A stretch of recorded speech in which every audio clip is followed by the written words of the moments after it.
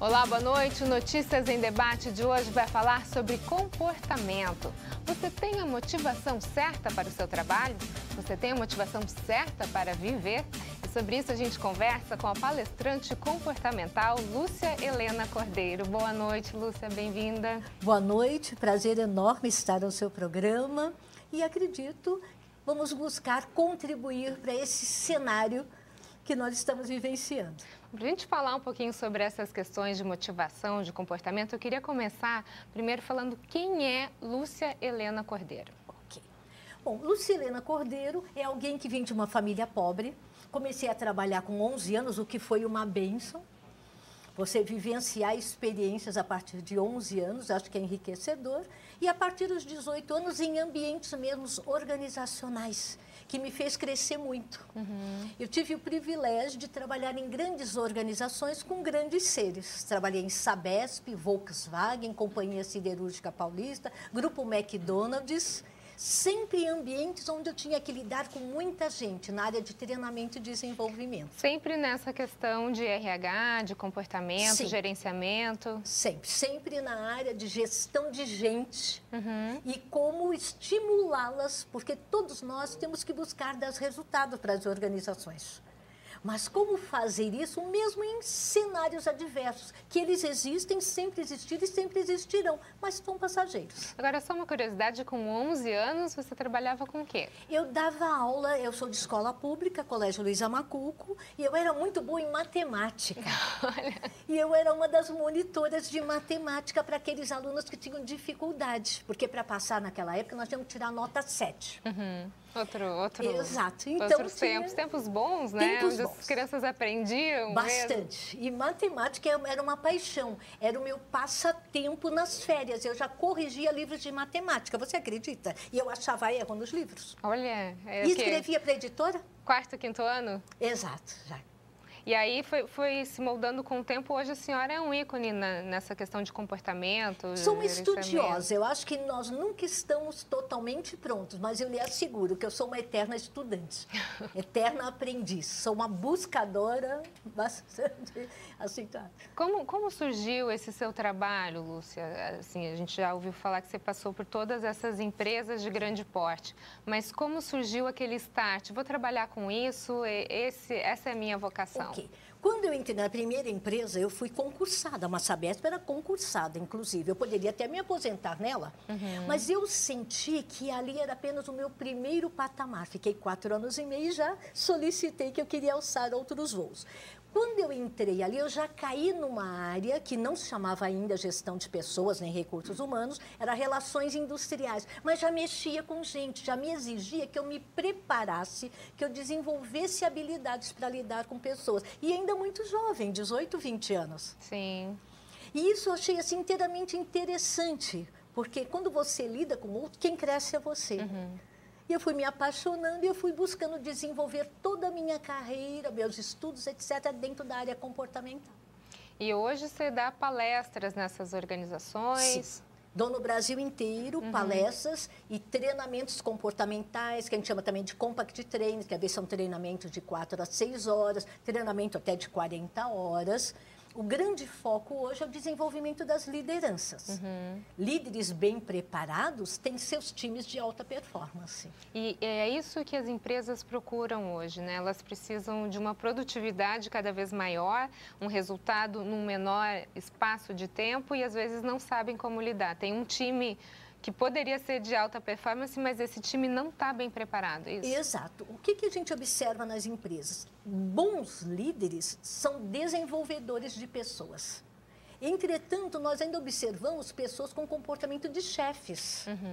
Esses não obtêm bons resultados e ainda desmotivam o seu time. Porque motivação, ninguém motiva ninguém, Roberta. Motivação é algo intrínseco. A palavra motivação significa o que te move, que te coloca em ação. Então, depende de mim. Mas bons líderes estimulam as pessoas a se colocarem em ação. Percebem quando ainda faltam algo, potencial a ser desenvolvido e etc. Chefes não, passam batido. Vamos lá, quero resultado. Olha, eu preciso entregar tal hora, etc. E às vezes a questão do chefe, ele centraliza muito as coisas, né?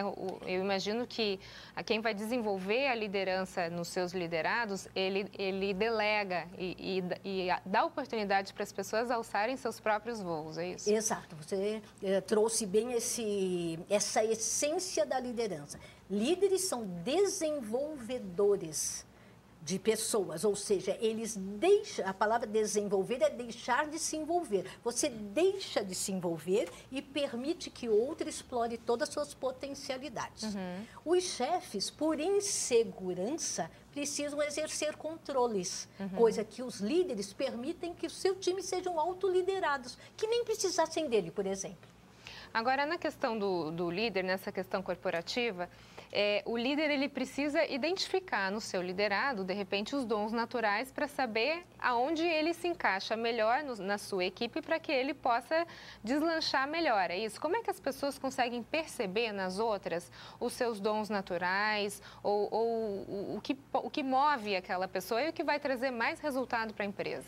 Olha, se todas as pessoas que exercem papéis, não é caro, papéis de gestores, se permitissem ouvir, prestar atenção, já teriam todo esse quadro bem formatado.